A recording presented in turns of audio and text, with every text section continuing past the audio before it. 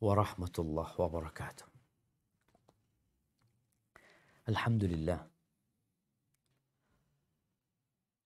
Alladzi bini'matihi tatimmu salihat. Segala puji bagi Allah Jalla Jalaluh yang karena nikmatnya kebaikan-kebaikan menjadi sempurna. Kalau bukan karena karunia Allah dan rahmatnya, ma zaka minkum min ahadin abada. Kata Allah, walaula fadlullahi alaikum wa rahmatuhu ma zaka minkum min ahadin. Tidak akan ada satupun dari kalian yang bersih. Tidak akan ada satupun dari manusia yang beribadah kepada Allah dengan baik dan benar. Gak akan ada yang ngaji. Gak akan ada yang berhaji. Satupun. Walakin Allah yuzakki man yasha.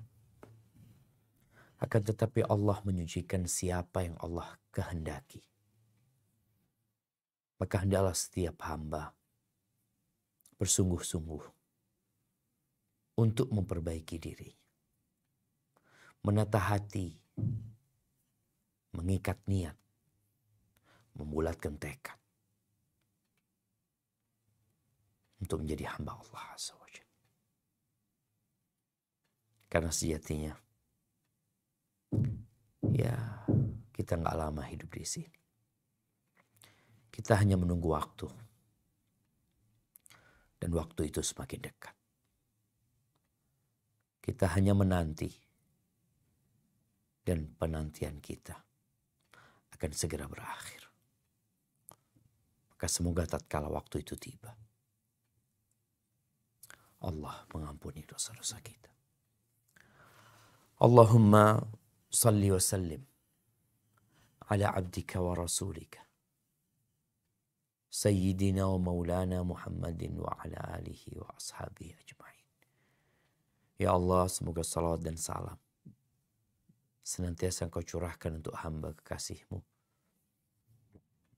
untuk baginda Nabi kita Muhammad alaihi salatu wassalam, untuk keluarga beliau, untuk istri-istri beliau, untuk putra-putri beliau, dan untuk seluruh sahabat Nabi. Semoga Allah meridai kita bersama mereka. Ahibati fillah. Hari ini tak terasa sudah tanggal 15 Sya'ban. Iya. Tinggal 15 hari lagi kira-kira. Atau 14 hari lagi. Kita akan masuk ke bulan Ramadan. Entah kita sudah siap atau belum.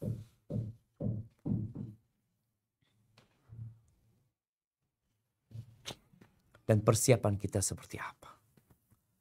Apakah hanya berupa persiapan untuk berbuka dan persiapan untuk sahur?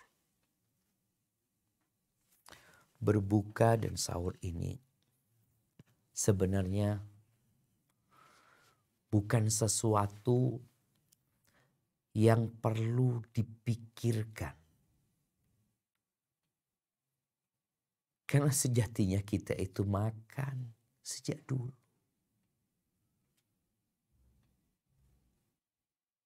Bahkan kita makan 3 kali sehari. Tatkala kita makan 2 kali, selesai. Namun ternyata yang banyak dipikirkan, yang kemudian menjadi persiapan, adalah masalah berbuka apa, sahur apa.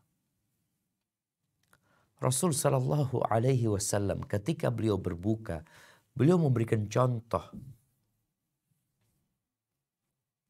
agar kita tidak terbebani dengan berbuka ini.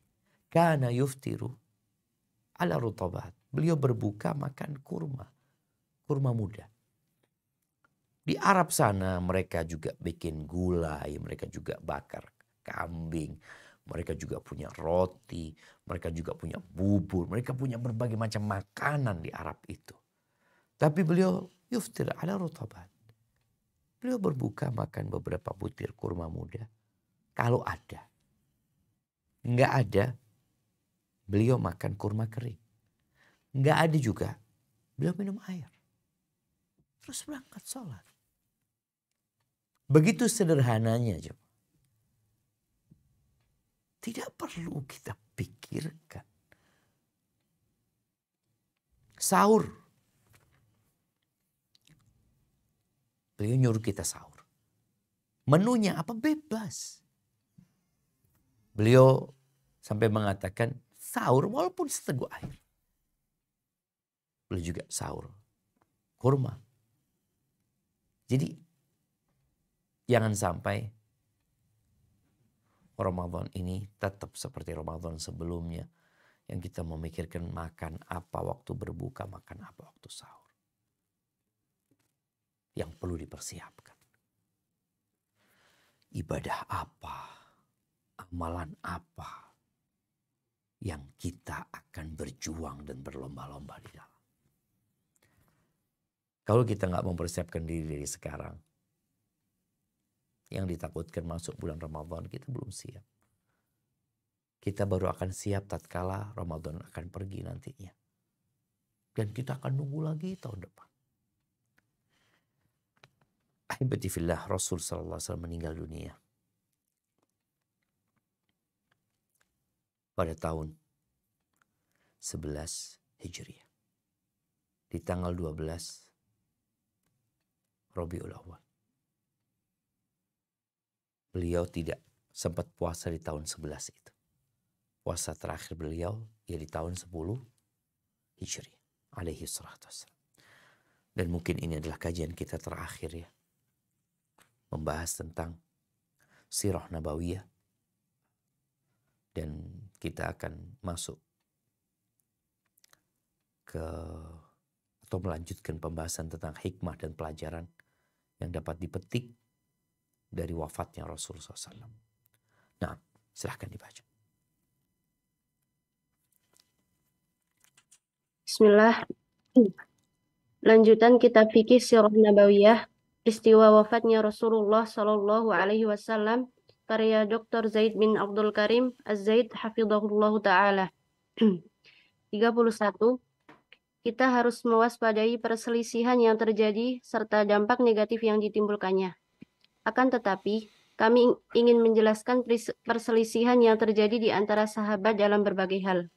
Di antaranya, perselisihan mereka di hadapan Nabi yang sedang sakit ketika beliau meminta kepada mereka untuk mendekat, untuk mendiktekan sesuatu.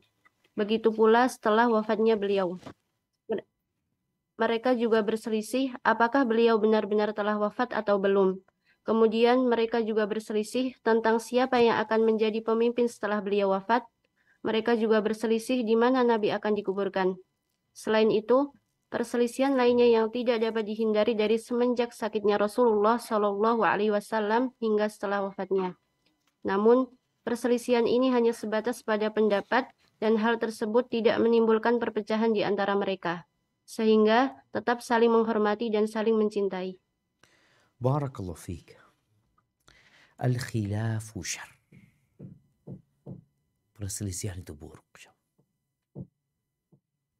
Sehingga ketika Nabi alaihi salatu wassalam mengutus Mu'ad bin Jabal bersama Abu Musa al-Ash'ari ke Yaman, beliau mengatakan i'talifa wala takhtalifa. Atau kama qala Nabi SAW, yang maknanya engkau berusaha untuk bersepakat dan tidak berselisih. Dan Abdullah bin Mas'ud mengatakan al-khilafu syarr. Khilaf itu buruk. Tapi bagaimana ketika terjadi? Sikap apa yang harus diambil?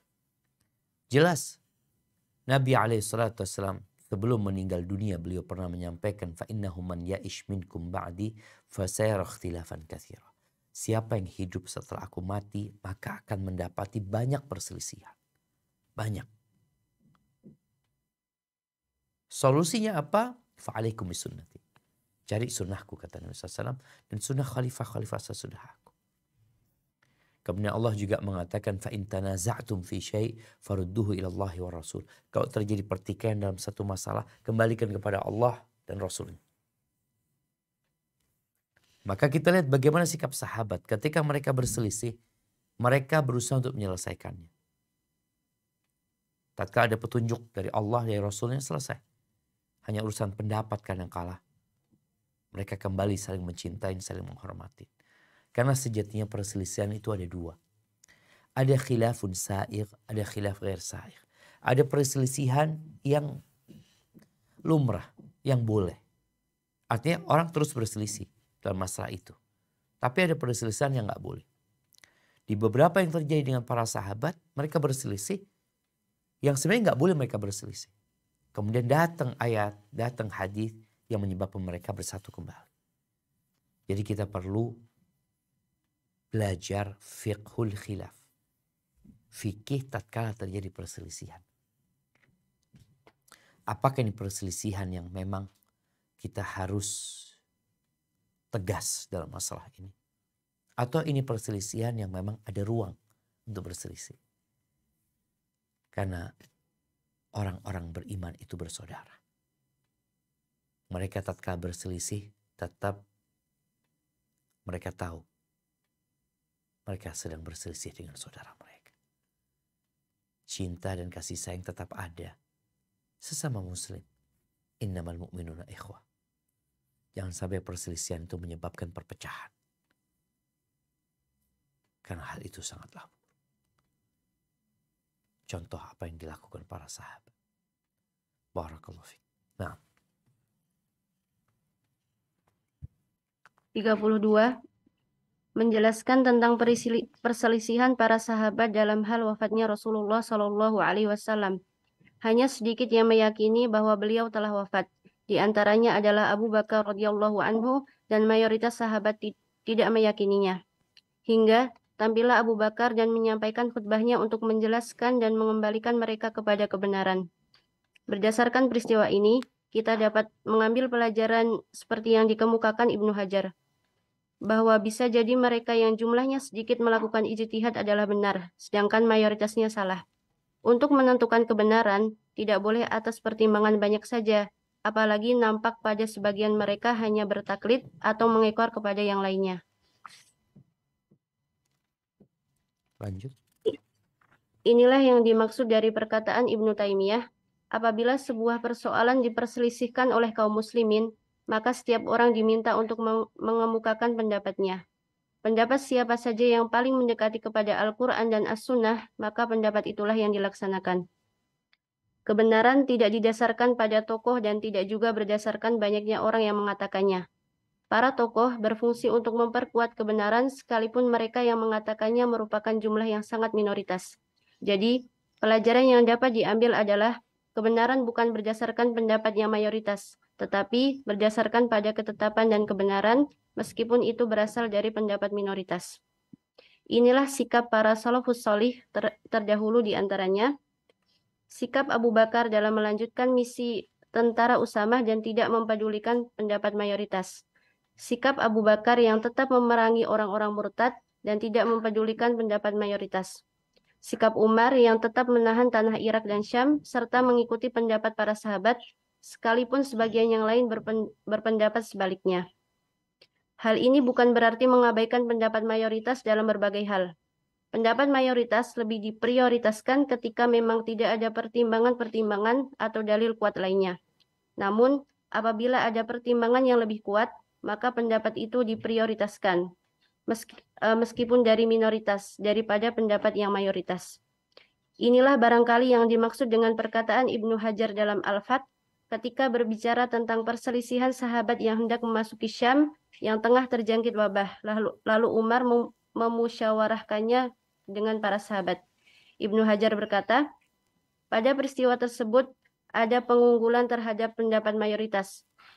Mayoritas yang berupa pengalaman. Karena Umar menarik pendapatnya disebabkan pendapat para tokoh Quraisy di samping pendapat sebagian kaum muhajirin dan ansor yang mendukungnya. Sehingga jumlahnya menjadi mayoritas dibanding pendapat yang berseberangan, baik dari sebagian muhajirin maupun ansor. Selain itu, Mereka juga adalah orang-orang yang memiliki keutamaan, ilmu, dan agama. Sedangkan tokoh-tokoh Quraisy memiliki kelebihan dari usia dan pengalaman. Ketika mereka menimbang-nimbang hal ini, maka unggulah pendapat yang mayoritas dan akhirnya ijtihad beliau atau Umar radhiyallahu anhu sesuai dengan nas atau dalil. Lanjutkan. 33. Oh, afwan. Oke, 33. Iya, berarti ada yang tidak diterjemahkan di sini. Baik, jamaah rahimakumullah. Ini bicara tentang khilaf.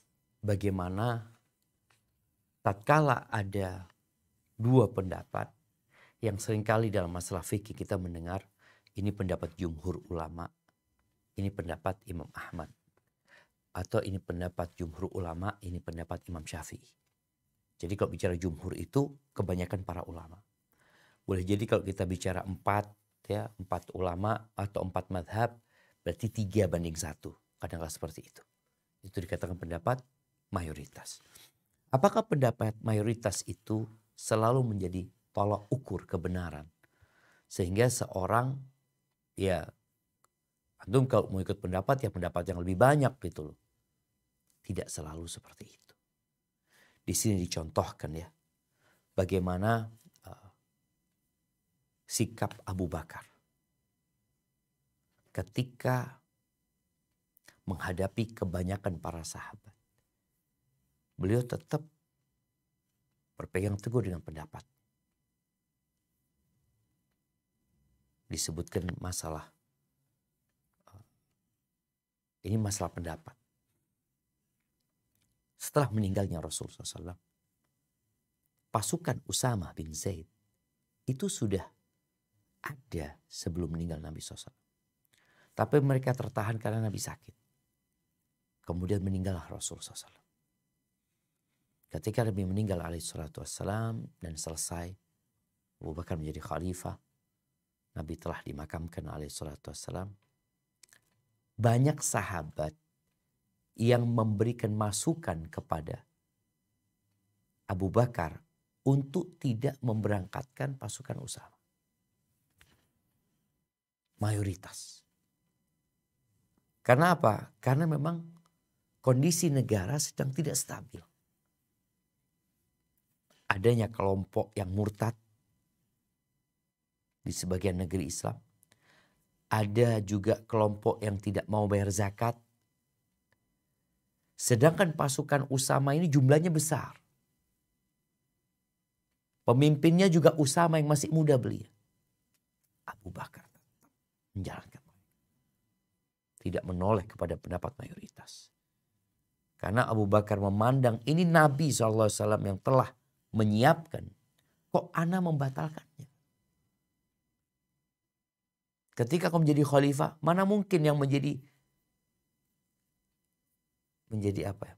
Menjadi tindakan pertama yang diambil adalah membatalkan apa yang sudah Nabi siapkan. Abu Bakar nggak mau. Begitu pula tatkala memerangi ahlu riddah ya.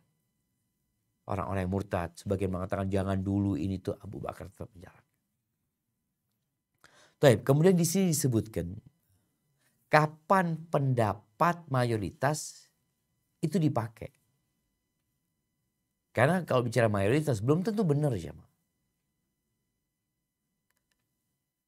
Apabila tidak ada penguat lain. Jadi orang ini benar-benar tidak memiliki hal yang bisa untuk membandingkan mana yang lebih kuat sebenarnya. Maka udah. Karena tidak ada yang menguatkan, mayoritas bisa menjadi penguat. Tapi kalau masih ada penguat-penguat lainnya, ya dilihat mana pendapat yang lebih mendekat kepada Al-Quran dan Sunnah, itu yang diikutin. Bukan pendapat mayoritas.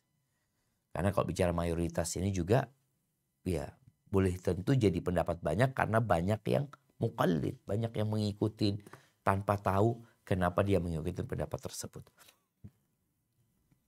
Baik, jamaah rahimakumullah, ini ada makanya di faedah yang 32 ini ada ucapan penulis yang luput dari terjemahan. Anak akan bacakan. Wa yaqulu samahatu Syekh Muhammad ibn Ibrahim al-Syekh rahimahullahu ta'ala. Dan berkata Syekh Muhammad bin Ibrahim al-Syekh rahimahullahu ta'ala. Al-aktsariyah murajjih. Wa huwa kadzalika bil jumlah la bil jumlah. Fil jumlah la bil jumlah. Hiya murajjih idza fuqidat al-murajjihat al-ukhar yusaru ilaiha. Ini beliau mengatakan mayoritas itu bisa menjadi penguat secara umum. Tidak dalam semua permasalahan. Dia jadi penguat apabila tidak ada penguat yang lainnya. Akhirnya kita gunakan jumlah. Makanya kadang-kala kita kalau rapat semua berusaha untuk menyampaikan dalilnya umpamanya. Kita kadang-kala di sidang Dewan Fatwa ya. Tatkala nggak ketemu coba. Nggak ketemu nih. Terakhir baru istilahnya apa ya? Istilah kalau rapat itu suara terbanyak nantinya ya. Voting. Iya voting. Istilahnya voting. Akhirnya ya sudah kalau nggak ketemu untuk menguatkan pendapat yang mana, akhirnya diambil voting. Dicari suara terbanyak. Kemudian amma wa amkana an yurajjah bi ghairiha fala yusaru ilaiha. Apabila masih mungkin dikuatkan dengan selain itu maka tidak voting gitu, tidak ikut pendapat yang terbanyak. Thumma hiya aidan laysat illa fil umur allati tundar wa lirra'i fiha madkhal. Fahadha al-mawjud 'inda ad-duwal al-an. Ini beliau memberikan contoh ya. Lalu suara terbanyak ini dijadikan penguat itu dalam perkara-perkara yang memang ada campur tangan pendapat, logika di sana ya, seperti itu. Yang beliau sebutkan di sini ini seperti yang kita lihat di negara-negara ketika mereka voting ya dalam perkara-perkara aman dalam perkara-perkara memang diperlukan tapi tidak dalam semua urusan beliau sebutkan itu. Wal maksud kata beliau anna hadha murajjun fil jumlah, bahwasanya maksudnya ini dapat menjadi penguat secara umum setelah adanya penguat-penguat lainnya yang dibicarakan. Walam yu'raf hadha fi syara' illa fil umuril hammah. Dan ini tidak terjadi dalam syariat kecuali dalam urusan-urusan yang besar memang jamaah. Yang tadi memang nggak ada yang menguatkan sehingga perlu ada pengambilan suara terbanyak pada waktu itu. Lalu disebutkan di sini yang terakhir oleh penulis wa ala hadha. Atas dasar ini pendapat mayoritas itu bisa menjadi penguat dari penguat-penguat yang ada, tapi dia tidak hadir kecuali di kedudukan terakhir. Ketika terjadi perselisihan pendapat yang kemudian nggak mendapatkan titik terang baru ke sana. Tapi apabila ada penguat lainnya maka nggak bisa pakai suara terbanyak. Apalagi ketika ada dalil yang lebih menguatkan pendapat ini, ya kita jangan menoleh kepada pendapat mayoritas. Ini penting tatkala kita menghadapi perkara-perkara yang memang ya ada perselisihan di sana dan kita bingung mau ikut pendapat yang mana, kita nggak punya dalil, maka pendapat kebanyakan atau mayoritas itu bisa menjadi pilihan. Baik, dilanjutkan. 33. Di antara sikap Abu Bakar ketika mendengar kematian Rasulullah Shallallahu Alaihi Wasallam adalah ia datang dengan segera, lalu masuk ke kamar Rasulullah Shallallahu Alaihi Wasallam lalu menciumnya. Kemudian keluar untuk menyampaikan pidato di hadapan manusia, memastikan dan mengumumkan tentang kematian Nabi Shallallahu Alaihi Wasallam dengan penuh ketenangan. Ini adalah bukti keistimewaan yang dimilikinya dibanding sahabat yang lain. Seseorang akan diketahui kualitasnya ketika menghadapi persoalan-persoalan besar. Ibnu Taimiyah berkata, Anas radhiyallahu anhu berkata, Abu Bakar menyampaikan pidatonya kepada kami dan kami bagikan anak ayam yang kehilangan induknya. Beliau terus-menerus meneguhkan kami sehingga kami bagaikan singa-singa yang garang. Ibnu Barakallahu Katsir fikum. Afwan, ini ada yang perlu diperbaikin. Disebutkan di sini, Abu Bakar menyampaikan pidatonya kepada kami dan kami bagaikan anak ayam yang kehilangan induknya. Kok bisa ya? Di bahasa Arabnya disebutkan wa nahnu katsa'alib. Dan kami pada saat itu seperti rubah. Seperti rubah. Bukan seperti anak ayam yang kehilangan induknya. Kami seperti rubah. Kita tahu binatang rubah itu ya. Sa'lab. Taib. Itu mungkin dirubah, kami bagaikan rubah pada saat itu. Beliau menerus meneguhkan kami sehingga kami bagaikan singa-singa yang garang. Taib. Lanjutkan. Ibnu Katsir berkata, maka persoalan pun semakin bergejolak dengan kematian Rasulullah Shallallahu Alaihi Wasallam.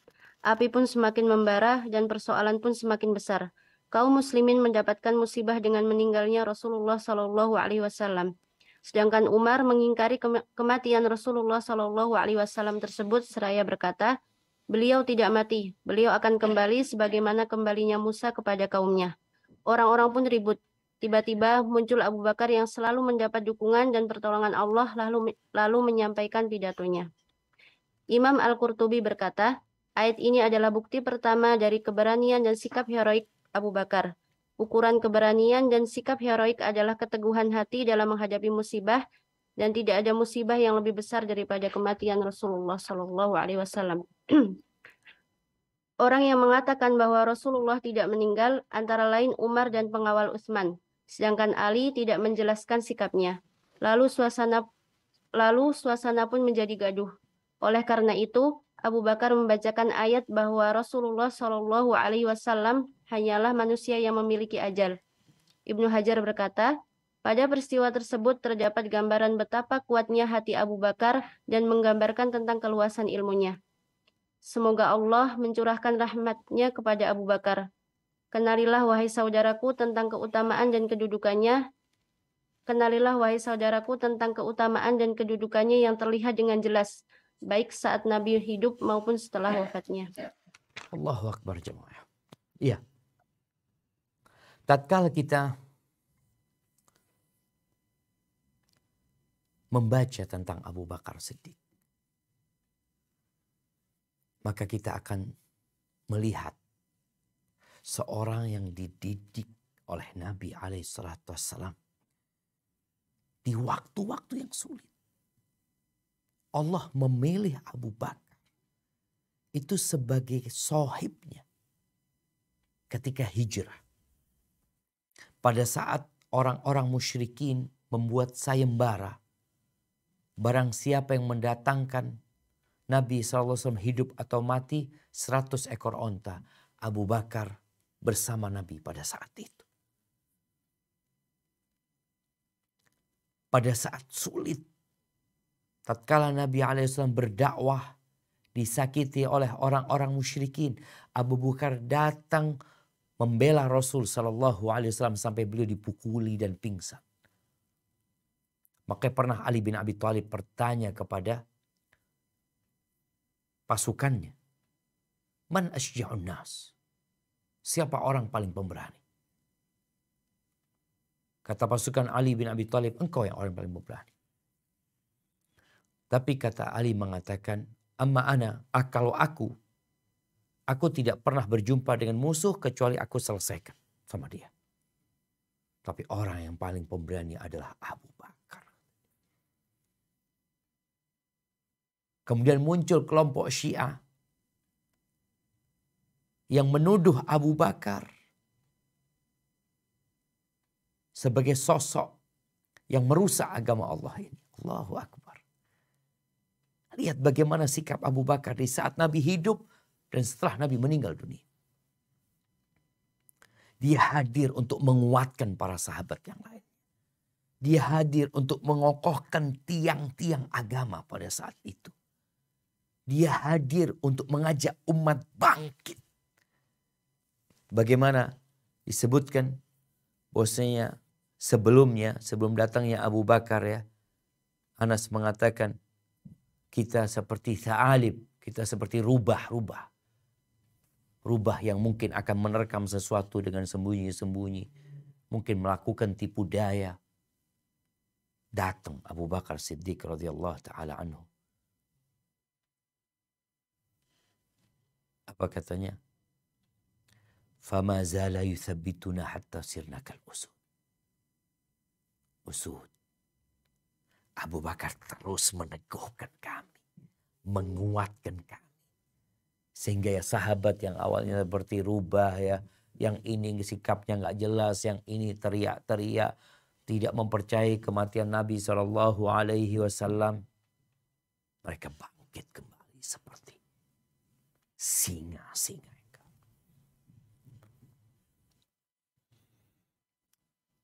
Dan kepribadian seseorang itu akan nampak di saat yang genting. Ingat kemarin COVID, biasanya orang yang akan cepat tumbang itu yang punya komorbid ya. Atau mungkin komorbid penyakit lama gitu ya. Nampak penyakit itu akhirnya rusak. Kena COVID dia habis. Tapi ketika orang memang punya kepribadian yang matang, mau dikasih apapun, dia seperti emas. Dibakar, semakin dia dibakar, semakin nampak kemurnian. Wa hadza Abu Bakar radhiyallahu ta'ala anhu. Mungkin secara fisik Abu Bakar tidak segagah Umar bin Khattab radhiyallahu anhu. Secara fisik mungkin tidak sekekar Khalid bin Walid atau Ali bin Abi Thalib radhiyallahu ta'ala anhu. Tapi secara hati nggak ada yang menandingi hatinya Abu Bakar dari semua sahabat Nabi. Dia hadir untuk menyelesaikan masalah. Dia hadir untuk menyamakan visi dan misi kembali. Abu Bakar hadir untuk berjuang bersama para sahabat. Memimpin mereka di saat umat tertimpa musibah yang sangat dahsyat. Meninggalnya Rasul sallallahu alaihi wasallam. Datang Abu Bakar. Sedih Abu Bakar. Sedih. Menangis Abu Bakar. Dia datang masuk ke rumah Nabi sallallahu alaihi wasallam. Dia cium Nabi alaihi salatu wasallam. Dia keluar kembali. Kenapa? Karena perjuangan ini gak boleh berhenti. Karena Allah menciptakan kita untuk beribadah kepadanya. Rasul SAW udah meninggal dunia. Iya udah selesai beliau. Yang hidup punya tugas untuk melanjutkan. Dan benar-benar setelah kejadian itu, para sahabat menjadi singa-singa kembali. Dan agama Islam sampai ke Indonesia. Sampai ke tempat ini. Dan kita pun merasakan indahnya agama Allah. Ini perjuangan mereka. Maka jangan lupa dengan kebaikan para sahabat. Kenapa di akhir di sini Syekh menyuruh kita mengingat dan mengenal siapa Abu Bakar. Orang-orang Syiah menggambarkan Abu Bakar dengan gambar yang tidak benar. Sehingga Abu Bakar kayak gini kayak gitu. Abu Bakar ini orang pilihan Allah setelah Nabi meninggal alaihissalam untuk melanjutkan perjuangan. Dan Nabi alaihissalam yang juga memilih Abu Bakar untuk sholat. Menjadi imam di saat Nabi hidup alaihissalam. Dan Nabi ada di tempat itu. Barakallahu fiik. Nah, dilanjutkan. Yang terakhir yang ke-33 atau yang 34. Nah. 34. Sikap Umar pada hari berikutnya, yakni setelah wafatnya Rasulullah Shallallahu Alaihi Wasallam. Dengan suara lantang, Umar menyampaikan khutbahnya dari atas mimbar. Sungguh aku telah mengatakan sesuatu yang tidak benar. Demi Allah, aku tidak mendapatkan di dalam kitab Allah ucapan yang aku katakan juga tidak terdapat pada perjanjian yang dilakukan Rasulullah Shallallahu Alaihi Wasallam kepadaku.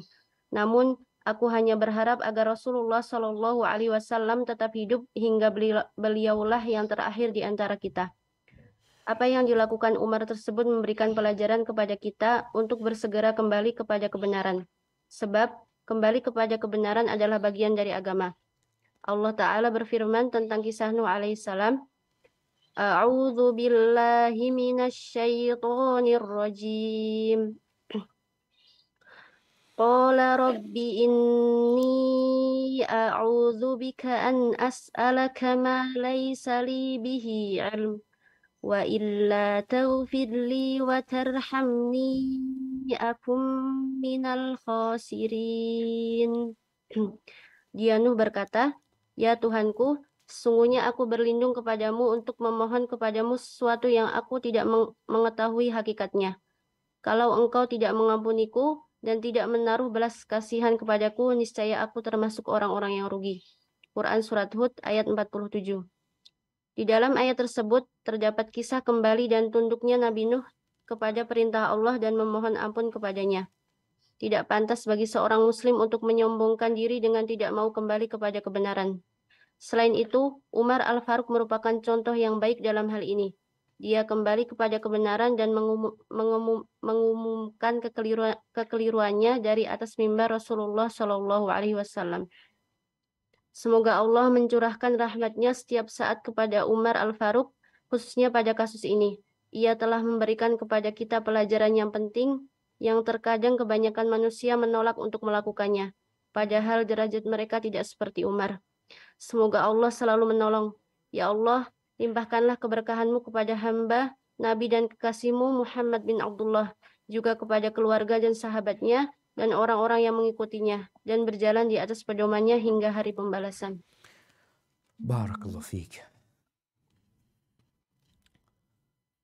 Jamaah rahimakumullah. Ya, Umar kembali kepada kebenaran. Dia sempat mengatakan bahwa Nabi nggak meninggal. Nabi akan balik. Seperti baliknya Nabi Musa kepada kaumnya. Itu Umar ucapkan. Akhirnya Umar sadar kalau dia salah. Karena ungkapan itu di hadapan orang banyak, maka mau tidak mau Umar harus menjelaskan kepada orang-orang itu lagi. Jangan sampai ada yang mungkin berpikiran Umar ini dapat sesuatu mungkin dari Nabi SAW. Kok dia berani ngomong itu? Maka Umar menyampaikan dengan nyata bahwa aku mengucapkan sebuah ucapan atau mengatakan sesuatu perkataan yang tidak benar. Kok bisa dia katakan? Demi Allah itu nggak ada dalam Al-Quran. Dan juga tidak ada dari perjanjian yang Nabi lakukan kepadaku, nggak ada. Nabi pernah ngomong seperti itu juga sama aku. Hanya saja karena dia berharap Nabi itu menjadi orang terakhir yang mati gitu. Itu yang diinginkan. Itu hanya berbicara tentang keinginan ya. Makanya kadangkala jamaah, ini terjadi dalam kehidupan kita. Kita tuh kadangkala menyampaikan sesuatu, sebenarnya itu nggak ada. Tapi itu hanya harapan. Itu hanya ada dalam pikiran. Maka Umar menarik ucapannya dan menyampaikan hal itu di depan publik. Ini juga ada pelajaran. Kalau engkau berbuat salah sendirian, cukup engkau tobat antara engkau sama Allah. Tapi kalau engkau menyampaikan sesuatu di ruang publik, maka sampaikan minta maafmu di sana. Cabut omonganmu di sana. Jangan malu. Sebagian orang mungkin takut mencabut omongannya. Dikarenakan nanti dikatakan, oh dia ternyata salah, dia nggak ngerti ini itu. Wallahi kita semua adalah orang-orang yang penuh dengan kesalahan. Jangan congkak. Kalau yang kau sampaikan salah. Kemudian diikutin sama ribuan manusia. Engkau memberikan contoh yang buruk. Orang itu beramal dengan fatwamu yang salah. Lalu di hari kiamat engkau akan berhadapan sama mereka. Kemudian di sini contohkan ya kisah Nabi Nuh. Jadi Nabi Nuh alaihissalam ketika naik perahu dan air sudah mulai meninggi Di ayat yang sebelum ini, yakni di surat Hud ayat 47, semua ayat 47. Nabi Nuh melihat putranya sedang naik ke gunung.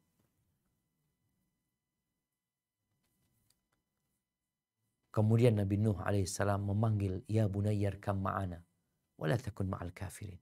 Wahai ananda, engkau gabunglah sama kami. Jangan bareng orang-orang kafir. Nggak mau. Sa'awi ila jabalin ya'simuni minal ma'. Aku akan naik ke gunung yang akan menyelamatkan aku dari air. Singkat cerita tenggelam. Ketika anaknya tenggelam, Nabi Nuh mohon sama Allah. Yang mengatakan, inna ibni min ahli wa inna wa'dakal haq. Anakku itu termasuk dari keluargaku, ya Allah. Janjimu benar. Jadi Nabi Nuh minta supaya anaknya diselamatkan. Dimasukkan ke surga. Padahal dia mati dalam kekufuran. Akhirnya Allah menegur Nabi Nuh. Innahu laisa min ahli. Innahu amalun ghairu salih. Fala tas'alni ma laisa laka bihi ilm. Inni a'idzuka an takuna minal jahilin. Dia bukan dari keluargamu. Jangan kau memohon kepada aku yang kau enggak punya ilmunya. Aku memberikan nasihat kepadamu. Jangan sampai engkau menjadi orang-orang yang bodoh. Langsung Nabi Nuh berdoa. Qala rabbi inni a'udzu bika an as'alaka ma laysa li bihi 'ilm wa illa taghfir li wa tarhamni akum minal khasirin. Jemaah, enggak ada gunanya dipuji orang. Enggak ada manfaatnya disanjung orang kalau Allah murka sama kita. Yang kita perlukan dalam kehidupan ini adalah keridhaan Allah SWT. Keridhaan manusia nggak bisa dicapai. Jumlah manusia banyak. Dan mereka punya karakter, sikap yang berbeda-beda. Keridhaan Allah. Allah Esa. Allah Ahad. Mintalah keridhaannya. Allah akan menyelesaikan urusan kita sama manusia. Karena sejatinya Allah Rabbul Alamin, pemilik alam semesta ini. Alhamdulillah kita sudah menyelesaikan kajian tentang Sirah Nabawiyah. Mungkin nanti kita akan kaji apa lagi? Ngaji Sirah Nabawiyah. Tapi mungkin ke depan kita fokus kepada peperangan-peperangan yang dilewatin Rasul Sallallahu Alaihi Wasallam dengan harapan seperti yang dibahas di awal buku ini. Ceritanya cicit Nabi SAW, kita diajarin peperangan-peperangan Nabi SAW seperti diajarin surat dari Al-Quranul Azim. Iya, selain sirah secara umum, tapi ada yang khusus yang berkaitan dengan peperangan-peperangan Nabi SAW agar kita semakin tahu dengan perjuangan agama Allah ini. Agar kita tidak menjadi rubah-rubah, tapi kita menjadi singa-singa yang garang yang siap berjuang untuk menegakkan agama Allah ini. Walaupun nyawa menjadi taruhan. Barakallahu fiik. Mungkin kita masuk ke sesi tanya jawab. Nah, Anda kembalikan ke moderator. Kemudian jazakillah khair. Tafadhol. Nah, Ustaz, jazakumullah khairan Ustaz. Ada pertanyaan masuk Ustaz. Tafadhol. Assalamualaikum warahmatullahi wabarakatuh. Waalaikumsalam warahmatullahi wabarakatuh. Ustadz Hafizakallah. Ustadz, pekan yang lalu Ustadz mengatakan bahwa taufik tidak turun pada orang pelaku maksiat. Mohon nasihatnya Ustadz, karena sudah bertobat tapi terjerumus lagi pada maksiat yang sama Ustadz. Apakah artinya memang taufik tidak didapatkan pada orang tersebut Ustadz? Demikian Ustadz. Jazakumullah khairan Ustadz. Barakallahu fiik. Nah, kalau bicara taufik, Allah itu yang lebih tahu siapa yang pantas mendapatkan hidayah. Allah tidak memberikan hidayah kepada orang-orang yang zalim, ya. Kepada orang-orang fasik umpamanya. La yahdil qaumal fasiqin. Allah tidak memberikan hidayah kepada mereka. Bagaimana sikap kita agar kita dapat hidayah? Maka kita harus punya tekad yang kuat. Keinginan untuk berbuat baik. Ada orang jamaah yang memang dia berbuat dosa. Tapi subhanallah di akhir hayatnya mati husnul khatimah. Kok bisa ya? Allah itu melihat kepada hati manusia. Dan sebaliknya ada orang yang kita melihat taat mati su'ul khatimah. Maka hendaklah setiap hamba itu takut.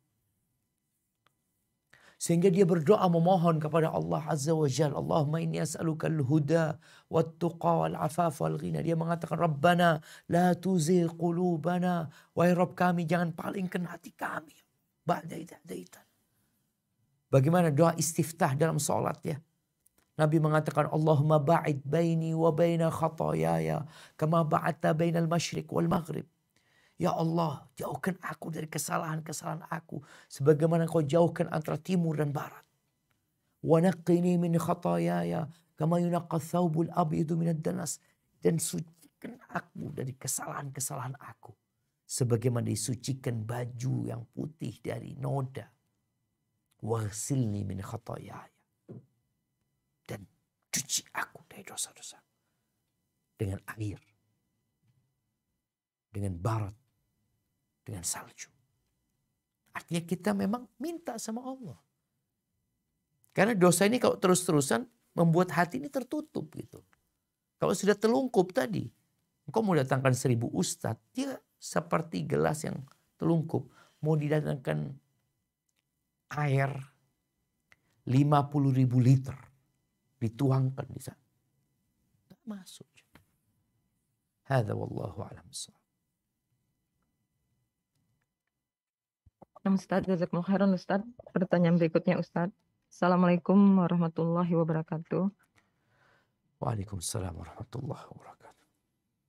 Izin bertanya Ustaz, apakah ketika terjadi perselisihan antara para sahabat pada saat kepemimpinan Abu Bakar radhiyallahu an, keputusan diputuskan secara langsung kepada Abu Bakar sebagaimana pada saat kepemimpinan Rasulullah Shallallahu Alaihi Wasallam atau dari sahabat lain juga? Jazakumullah khairan Ustaz. Barakallahu fiik ya. Yang pertama kita harus tahu bahwa urusan orang-orang beriman ini kata Allah, wa amruhum syura bainahum. Urusan-urusan mereka itu dimusyawarahkan di antara mereka. Dan Allah mengatakan kepada Nabi SAW, fa'fu anhum wastaghfir lahum wasyawirhum fil amr. Allah memerintahkan kepada Nabi untuk musyawarah.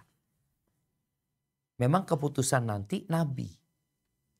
Karena kalau bicara musyawarah, keputusan itu tetap keputusan Nabi SAW.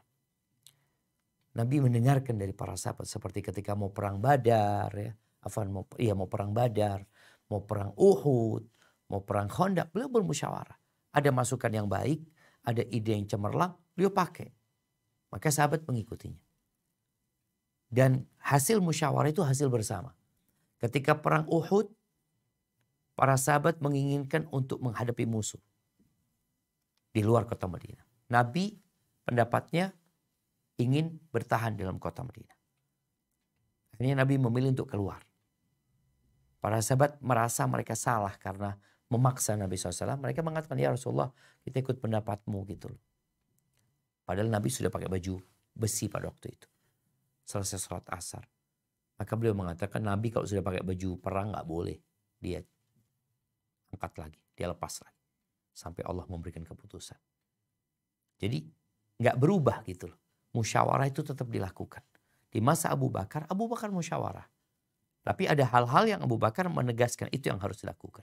Seperti contohnya itu pasukan Usamah, para sahabat berpendapat enggak, jangan dikirim. Abu Bakar enggak dikirim. Tetap mereka diberangkatkan. Seperti itu. Dan Umar juga seperti itu. Di masa Umar bin Khattab malah Umar punya majelis untuk musyawarah. Dia pilih sahabat-sahabat senior, mereka penghafal Al-Quran, itu dipilih. Karena memang ya keterbatasan ilmu yang dimiliki oleh Umar bin Khattab ya. Mau gak mau dia harus musyawarah. Dan kita pun Nabi aja musyawarah, bagaimana dengan kita jamaah. Bagaimana dengan sahabat-sahabat yang lainnya. Hadza wallahu a'lam bissawab. Nah Ustaz, jazakumullah khairan Ustaz. Pertanyaan berikutnya Ustaz. Assalamualaikum warahmatullahi wabarakatuh. Waalaikumsalam warahmatullahi wabarakatuh. Ustadz, semoga Ustadz dan kita semua dalam perlindungan Allah Azza wa Jalla. Amin. Amin. Ustadz, ketika dalam rapat ada dua pendapat, yang mana keputusan diambil dari suara terbanyak. Padahal pendapat yang sedikit ini sesuai dengan Al-Quran dan Sunnah, tapi tidak dipilih. Setelah waktu berjalan, pendapat yang dipilih tidak sesuai harapan. Apa sikap kita yang pendapatnya diabaikan, Ustadz? Terkadang ada sedikit di hati, itu kan benar di kita. Apakah ini penyakit, Ustadz? Demikian Ustadz. Jazakumullah khairan. Barakallahu fiik. Iya. Tadi kita membaca bahwasanya voting memilih suara terbanyak itu dilakukan tatkala tidak ada penguat pendapat ini. Udah nggak ada lagi. Tapi apabila pendapat yang dikatakan tadi ada penguat dari Al-Quran dan Sunnah, lebih dekat ke sana, ya kita tidak kemudian melakukan voting sebenarnya. Namun boleh jadi yang bertanya tadi ketika mengatakan pendapatnya sesuai dengan Al-Quran dan Sunnah, boleh jadi enggak juga. Ini kalau bicara boleh jadi ya, namanya kita ketika rapat ya, memutuskan tentang sesuatu ya, yang bukan berkaitan dengan agama sebenarnya, berkaitan dengan bagaimana jalannya yayasan ini, jalannya sekolah ini, ada macam-macam lah yang perlu dimusyawarahkan. Kemudian diambillah pendapat. Ketua dia melihat pendapat yang paling banyak dia pakai umpamanya. Pendapat kita yang mungkin menurut kita sesuai dengan Quran dan Sunnah, yang seharusnya dipakai, nggak dipakai. Kalau pendapat yang kedua paling banyak itu memang menyimpang, salah, jangan nggak boleh diikuti. Tapi kalau sebenarnya enggak, ini urusannya bukan urusan sesuai dengan Al-Quran dan Sunnah sebenarnya, bukan bicara tentang sebuah hukum yang perlu ditentukan, tapi tentang sebuah kebijakan. Apabila diputuskan pendapat B, maka itu menjadi pendapat bersama. Jadi ketika musyawarah dalam rapat jamaah, hasil rapat itu pendapat bersama. Walaupun nanti umpamanya hasilnya tidak sesuai. Nggak perlu menyalahkan yang berpendapat, yang dipilih pendapatnya. Karena kan udah ngomong kan, nggak perlu. Kenapa? Ketika Nabi SAW perang Uhud, pendapat Nabi SAW itu bertahan di kota Madinah. Dan itu pendapat beberapa sahabat. Tapi karena memang ada banyak sahabat yang ingin, ini bicara perang ya. Mereka berpikir bagaimana kita berjumpa sama mereka di sana. Kita nggak pernah kota Madinah dimasukin oleh pasukan. Kita hadapin mereka di sana. Maka akhirnya Nabi memilih pendapat itu juga. Berpindah ke pendapat mereka. Kalah sahabat. Nabi tidak menyalahkan mereka. Karena itu sudah hasil keputusan bersama. Jadi tatkala dalam sebuah rapat, pendapat kita mungkin diabaikan, yang menurut kita pendapat ini benar. Atau lebih baik umpamanya seperti itu. Maka kita tidak perlu menyalahkan karena itu sudah pendapat kita bersama. Ya tinggal bagaimana kita memperbaiki. Hadza wallahu a'lam bissawab. Nah, Ustaz, jazakumullah khairan Ustaz. Pertanyaan berikutnya Ustaz. Assalamualaikum warahmatullahi wabarakatuh. Waalaikumsalam warahmatullahi wabarakatuh. Afwan Ustaz, izin bertanya. Rasulullah Shallallahu Alaihi Wasallam dikuburkan pada Rabu malam. Pertanyaannya Ustaz, apakah boleh melaksanakan penguburan di malam hari Ustaz? Dikarenakan Anda tidak pernah melihat penguburan di malam hari Ustaz. Demikian Ustaz. Jazakumullah khairan. Masya Allah. Barakallahu fikum. Iya, jadi nggak ada masalah menguburkan di malam hari ya. Ada waktu-waktu yang dilarang kita untuk menguburkan ya. Seperti waktu-waktu yang larangan sholat ya. Ketika matahari ada di tengah, ketika matahari terbenam ya. Matahari terbit umpamanya. Selain itu boleh kita menguburkan jamaah. Jadi di masa Nabi SAW itu terjadi penguburan di malam hari. Sahabat meninggal di malam hari yang dikuburkan. Sampai cerita ada wanita tukang bersih masjid yang meninggal di malam hari. Disolatin sama sahabat, dimandikan, dikafani, disolatin, dikuburkan. Malam hari Nabi tidur nih. Nabi keesokan harinya atau berapa hari kemudian lihat mana fulana kata dia. Meninggal ya Rasulullah. Malam hari meninggal. Nabi mengatakan kenapa kau gak kasih tahu aku kata Nabi SAW. Ya, kita pikir ya gak terlalu penting lah. sampai harus membangunkan Nabi SAW. Akhirnya Nabi tanya di mana kuburannya dan beliau sholat di sana. Artinya menguburkan di malam hari tidak ada larangan, bebas-bebas aja. Cuma memang jamaah kalau menguburkan di malam hari boleh jadi ya jalannya gelap atau apa sehingga membutuhkan lampu. Orang-orang lebih memilih menguburkan di siang hari. Tapi sejatinya kita disuruh mensegerakan penguburan jenazah.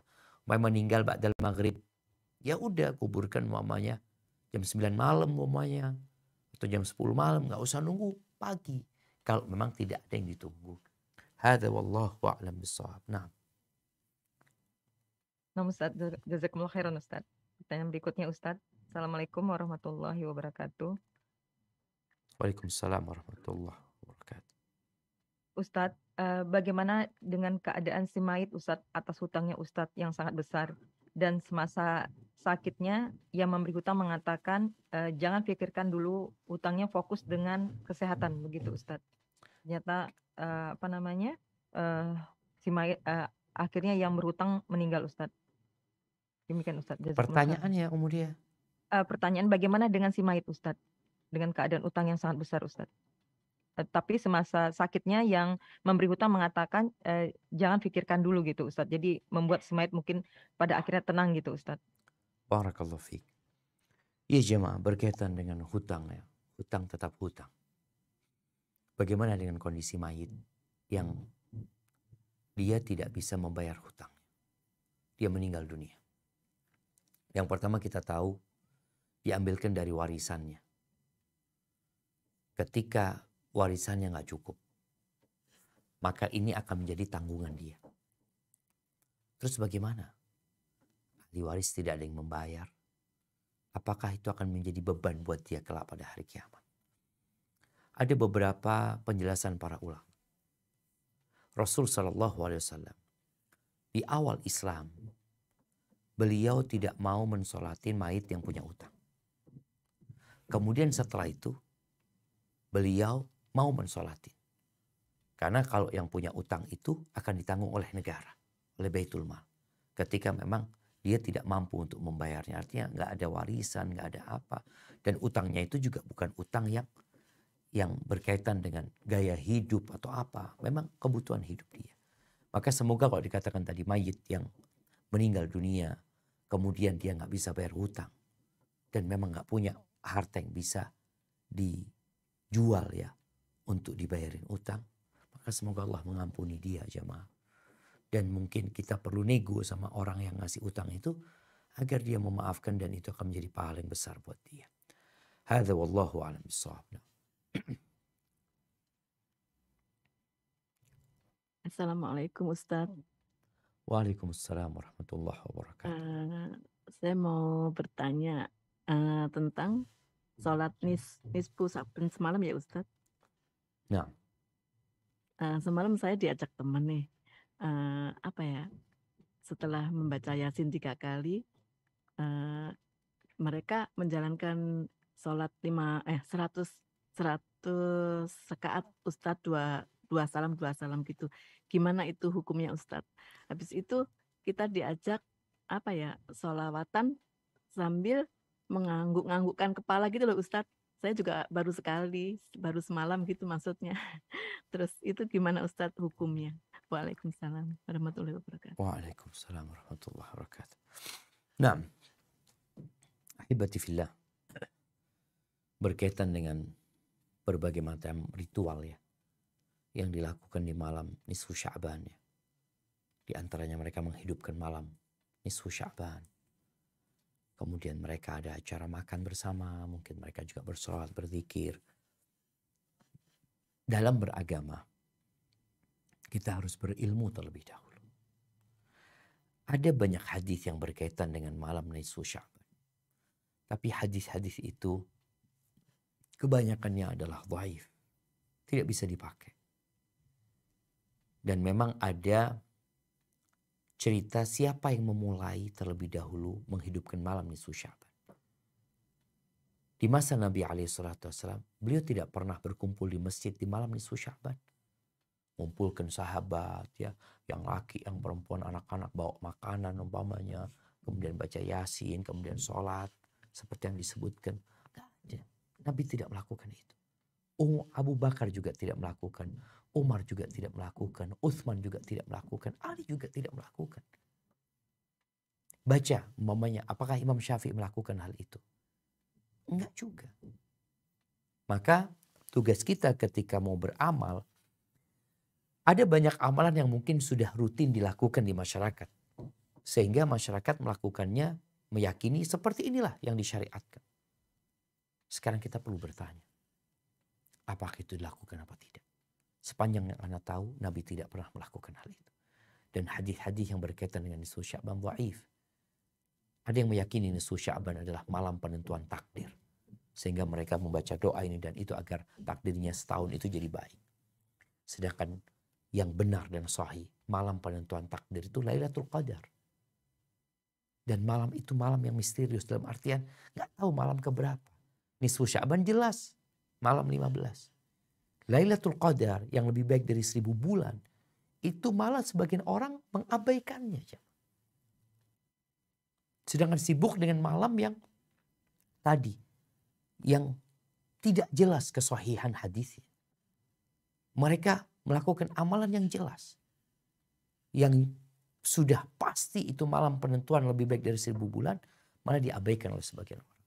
Maka nasihat ana, kalau tadi malam ibu menyampaikan mengikuti hal itu, ana rasa nanti jangan mengikuti lagi kecuali ibu sudah tahu dalilnya, udah tahu Nabi memang mengamalkannya. Kalau enggak, kita tidak ikutin jamaah. Sekali lagi dalam beragama ini, semua yang tidak dicontohkan sama Nabi SAW, yang tidak ada arahan dari Nabi SAW akan tertolak nantinya. Sayang kalau kita beramal kemudian ditolak. Hadza wallahu a'lam bissawab.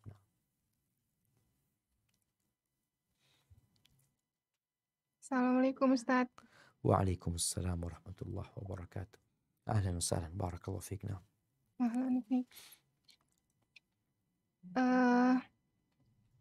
Mengenai perselisihan di antara sahabat yang artinya mungkin yang tidak sesuai dengan pendapatnya Rasulullah, itu sebenarnya batasannya sampai mana sih Ustadz? Apakah bisa berlaku untuk saat ini atau hanya pada saat Rasulullah ada aja?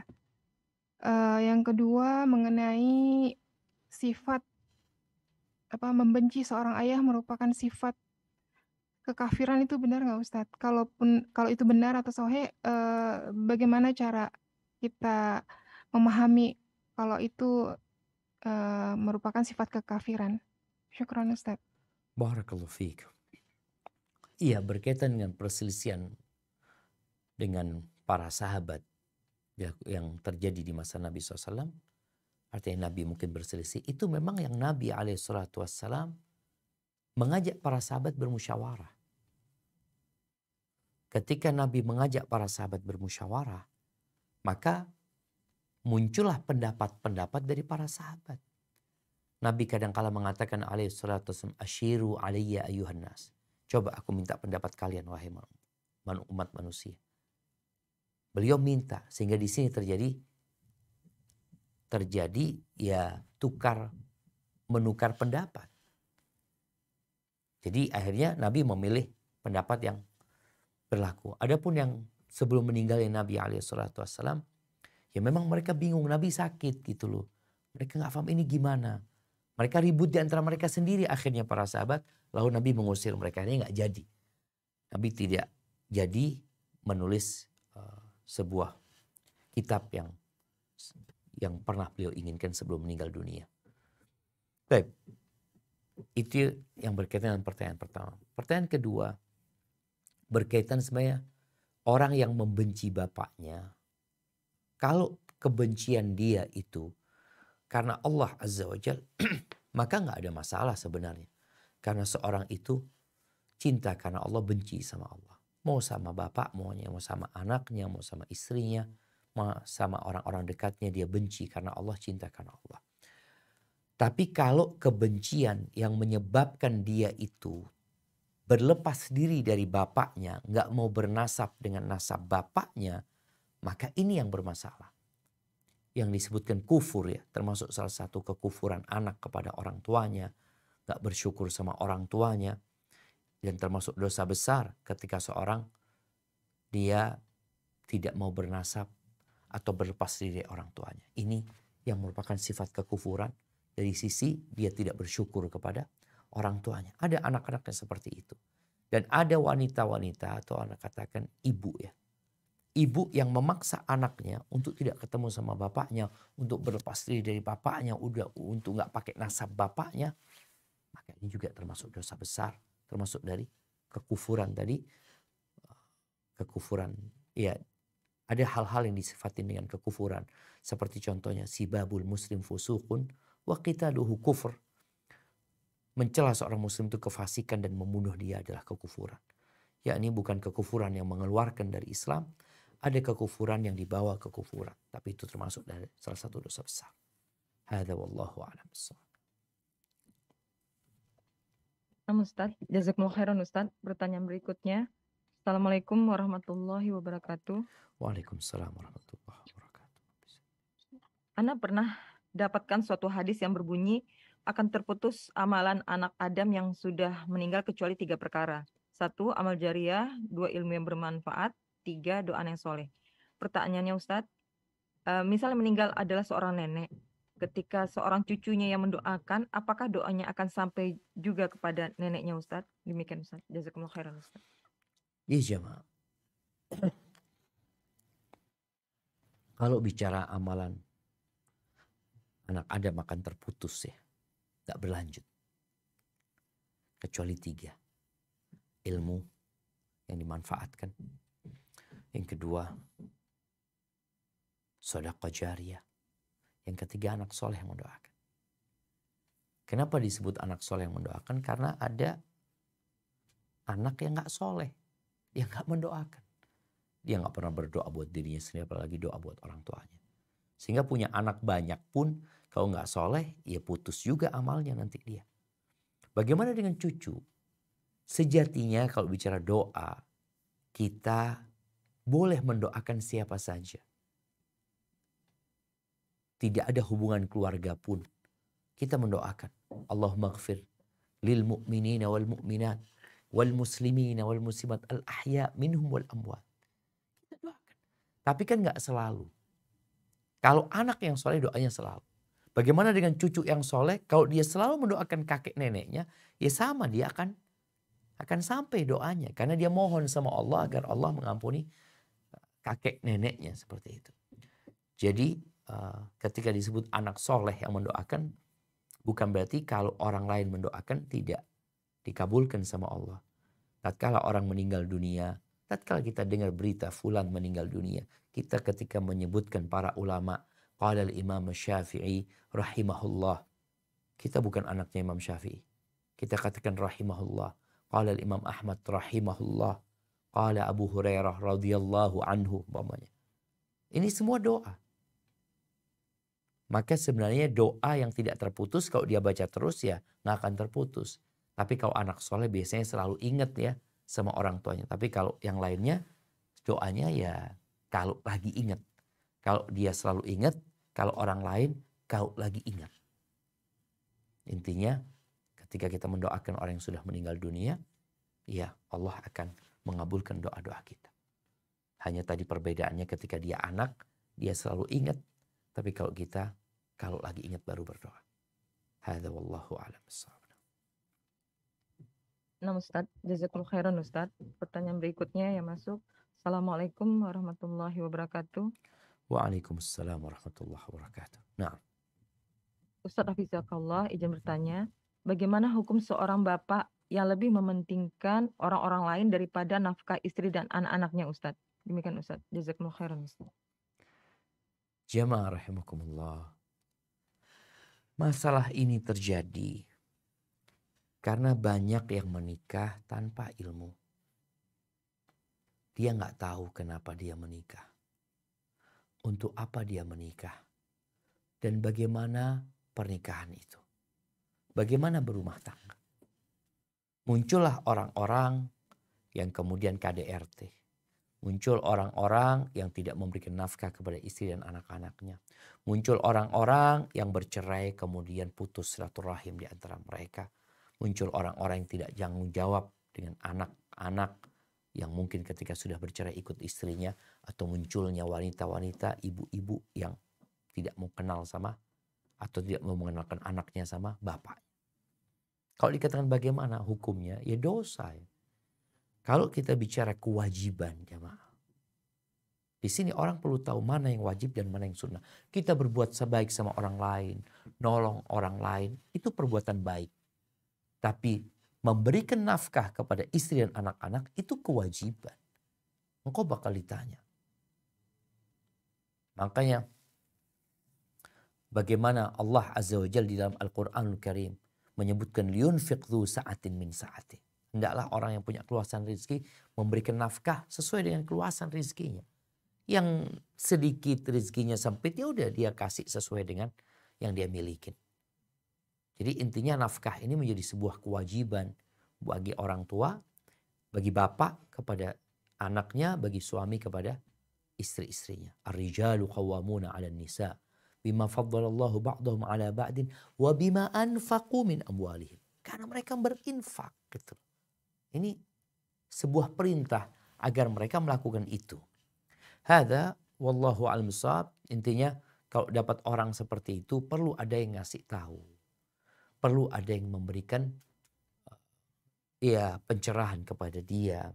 Tapi memang ada orang-orang yang bakhil, pelit. Ketika ana sebagai seorang suami umpamanya, ketika ana berbuat baik kepada istri ana, kepada anak-anak ana, siapa yang tahu? Nggak ada yang tahu. Ini cuma istri ana. Dia yang mungkin nggak cerita kemana-mana. Tatkala ana berbuat baik kepada orang lain, kawan apa, biasanya kita akan dipuji, disanjung. Sedangkan tolak ukur orang itu baik atau tidak, kata Nabi SAW, khairukum khairukum li ahli. Orang yang terbaik di antara kalian dan yang paling baik sama istrinya, sama keluarga. Yang baik di luar, belum tentu dia baik sama istri. Yang baik sama istri dan keluarga, insya Allah dia baik di luar. Kemudian, kalau sang istri dan anak ini tidak dikasih nafkah yang cukup oleh bapaknya, oleh suaminya, maka boleh dia ngambil duit suami tanpa sepengetahuannya untuk biaya hidup mereka dengan cara yang baik. Hadza wallahu a'lam bishawab. Nah, Ustaz, jazakumullah khairan Ustaz. Pertanyaan yang masuk lagi Ustaz. Assalamualaikum warahmatullahi wabarakatuh. Waalaikumsalam. Ustaz, hukum menikah bukan dengan nasab ayahnya Ustaz. Apakah sah Ustaz? Demikian Ustaz. Jazakumullah khairan Ustaz. Iya. Yang jelas kita tahu syarat rukun nikah. Apabila syarat dan rukunnya terpenuhi, maka pernikahan itu sah.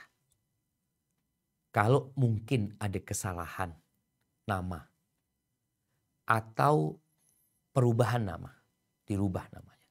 Tapi yang menikah ya fulan dengan fulana. Betul ini pernikahannya memang fulan sama fulan, maka nggak ada masalah. Pernikahan itu tetap sah. Apabila walinya yang menikahkan dia. Ada wali yang menikahkan, kemudian mungkin yang laki ini pakai nama apa, dia menyembunyikan diri ya. Mamanya ana mau nikah, ana mengatakan siapa namanya Syafiq Bawazir umpamanya. Bukan Syafiq bahasa lama. Dinikahkan ana. Aku nikahkan engkau Syafiq Bawazir. Ya maksudnya ana sebenarnya. Kesalahan itu cuma kesalahan masalah penyebutan nama. Karena memang ana sengaja umpamanya merubah itu. Tetap dia menikahkan ana dengan putrinya. Itu tetap sah. Seperti itu. Hadza wallahu a'lam bishawab. Cuma ingat tadi ada pertanyaan berkaitan dengan yang merubah nasabnya. Ini termasuk bentuk kekufuran jamaah kepada orang tua ya. Orang yang gak berbakti, dan itu salah satu dosa besar ketika seorang anak merubah nasabnya. Hadza wallahu a'lam bishawab.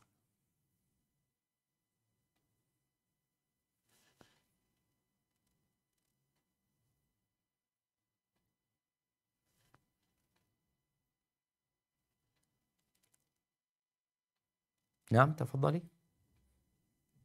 Ya Ustaz. Afwan Ustaz. Assalamualaikum warahmatullahi wabarakatuh. Waalaikumsalam warahmatullahi wabarakatuh. Ahlan wa sahlan. Da- Dalam dalam mustahak zakat ada fuqara dan masakin. Apakah perbedaan antara keduanya Ustadz? Demikian Ustadz, jazakumullah khairan. Nah, barakallahu fiik ya. Ya, para ulama menjelaskan perbedaan antara fakir dan miskin. Fakir itu kondisinya lebih sulit daripada miskin. Di antara mereka mengatakan kalau yang fakir ini adalah ya dia yang bekerja, yang dia mungkin cukup untuk makan dia hari itu, tapi untuk esok nggak tahu. Atau boleh jadi cukup buat hidup dia, tapi kalau ada kondisi yang darurat, mamanya orang untuk biaya hidup dia cukup. Tapi kalau anak mau sekolah, nggak ada fulus. Anak mau sakit, nggak ada. Kalau yang fakir, buat makan aja nggak cukup. Jadi kondisi yang lebih sulit daripada yang miskin. Itu fakir. Itu mungkin di antara perbedaan yang disebutkan oleh para ulama. Ada juga yang berpendapat bahwasanya miskin itu yang punya uang tapi nggak sampai nisab ya. Dia nggak sampai nisab sehingga dia nggak punya kewajiban zakat. Soalnya kalau dia sudah punya kewajiban zakat berarti dia terhitung sudah kaya gitu.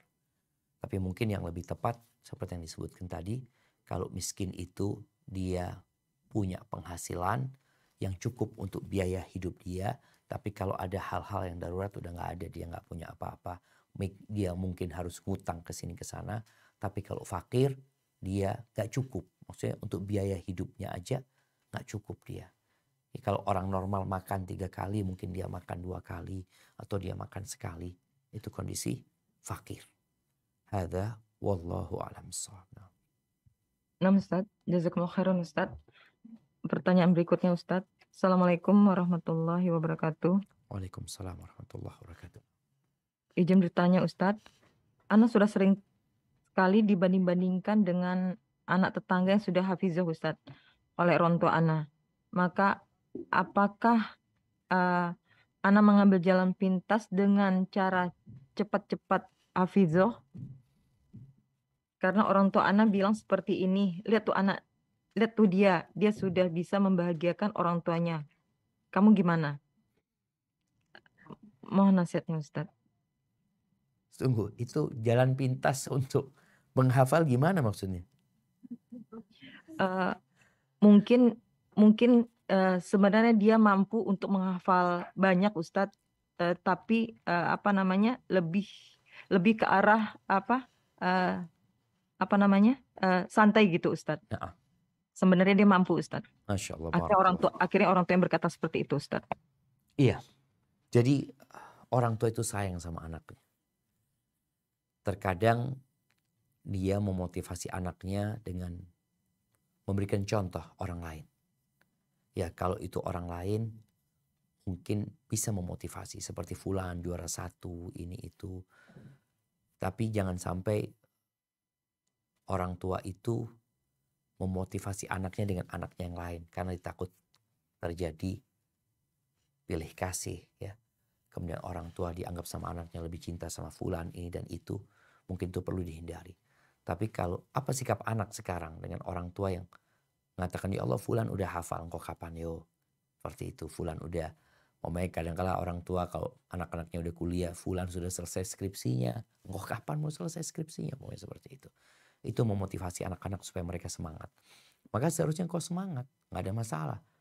Kalau dikatakan dan orang tua tahu engkau mampu sebenarnya. Tapi tadi dikatakan mungkin santai. Intinya selalu berbaik sangka sama orang tua. Dan apa yang bisa engkau lakukan dengan segera. Jangan ditunda-tunda. Dan sejatinya kebaikan yang kau lakukan untuk dirimu sendiri. Bukan untuk orang lain. Hadza wallahu a'lam bissawab. Ustadz, jazakumullah khairan Ustadz. Pertanyaan berikutnya Ustadz. Assalamualaikum warahmatullahi wabarakatuh. Waalaikumsalam warahmatullahi wabarakatuh. Ustadz, bagaimana menyikapi kedua orang tua ketika marah saling mencaci maki dengan sebutan hewan Ustadz? Jazakumullah khairan Ustadz. Bagaimana sikap si anak Ustadz? Iya. Ini berarti kayak orang tuanya bapak sama ibunya gitu. Nah Ustadz. Iya. Hibati fillah, kita itu nggak bisa milih orang tua kita. Kita lahir, tumbuh besar di sebuah rumah tangga yang mungkin tidak ideal. Tapi itu real. Apa tugas kita? Menerima kondisi yang ada. Bersabar, berdoa memohon kepada Allah Azza wa Jalla. Kemudian berusaha menghindar dari tempat konflik. Ketika orang tua ribut di sana, engkau pindah cari tempat lain. Engkau jangan dengerin. Tutup telingamu pakai AirPod atau apa. Baik.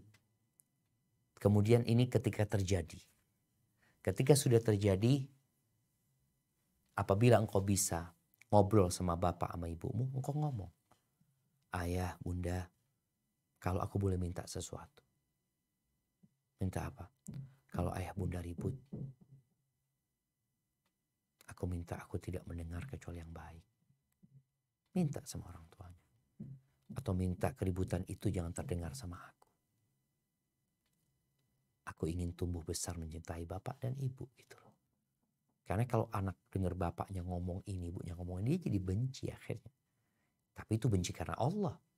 Karena memang mereka melakukan perbuatan yang tidak diridhoi Allah. Barakallahu fiik. Nah, pertanyaan terakhir mungkin. Nah, Ustaz, Ustaz, pertanyaan terakhir. Assalamualaikum warahmatullahi wabarakatuh. Waalaikumsalam warahmatullahi wabarakatuh. Nah, Ustadz, bagaimana jika seorang ibu yang ingin masuk Islam tetapi dilarang sama anaknya, kemudian beliau pun meninggal, Ustadz? Bagaimana hukumnya untuk mendoakannya? Tetapi kita belum tahu beliau meninggal dalam keadaan Islam atau kafir. Tetapi semasa hidup beliau berniat untuk masuk Islam, tetapi dilarang oleh anaknya. Bolehkah kita mendoakannya, Ustadz? Jazakumullah khairan, Ustadz. barakallahu fiik. Begini jemaah. Seorang masuk Islam itu dengan mengucapkan 2 kalimat syahadat. Dan ada yang menyaksikan dia mengucapkan 2 kalimat syahadat. Sehingga kita mendoakan dia. Dia muslim berarti. Tapi kalau mungkin saja dia mengucapkan 2 kalimat syahadat. Mungkin saja. Dia dilarang sama anaknya untuk mengikrarkan syahadat di depan orang. Sehingga ketika dia meninggal dunia, gak ada yang tahu dia Islam apa enggak. Yang ada dia keluarga non-muslim. Sehingga dia dimakamkan dengan cara non-muslim. Bagaimana sikap kita? Apakah mendoakan dia? Enggak. Kita nggak perlu mendoakan dia. Kalau dia ternyata sudah masuk Islam, itu di sisi Allah Azza wa Jalla. Tapi di sisi kita nggak pernah tahu dia Islam apa enggak. Cuma dia punya niat. Bicara niat ini makanya nasihat aneh kepada orang-orang yang niat untuk mengucapkan 2 kalimat syahadat. Ucapkan 2 kalimat syahadat itu. Nanti hanya perlu mengikrarkan di depan orang supaya hukum dia seperti hukum orang Islam lainnya. Seperti itu. Jadi kalau dia memang belum terbukti, belum ada yang dapat menjadi saksi bahwa dia telah masuk Islam. Dia cuma punya keinginan mau masuk Islam, kepingin masuk Islam, tapi kemudian meninggal dunia karena dilarang sama anak-anaknya, maka kita tidak mendoakan dia. Hukum dunianya dia mati dalam kondisi kafir. Hukum di sisi Allah, ya Allah lebih tahu dengan kondisi dia. Tapi kita tahunya dia mati masih belum masuk Islam. Kalau memang seperti itu. Tapi kalau ternyata dia sudah masuk Islam, kita dengar dari fulan, dia masuk Islam, dia udah mulai sholat umpamanya, tapi sembunyi-sembunyi, berarti hukumnya dia muslim. Hadza wallahu a'lam bissawab. Itu yang dapat Anda sampaikan, kurang lebihnya mohon maaf. Subhanakallahumma wa bihamdika asyhadu an la ilaha illa anta astaghfiruka wa atubu ilaik. Assalamualaikum warahmatullahi wabarakatuh.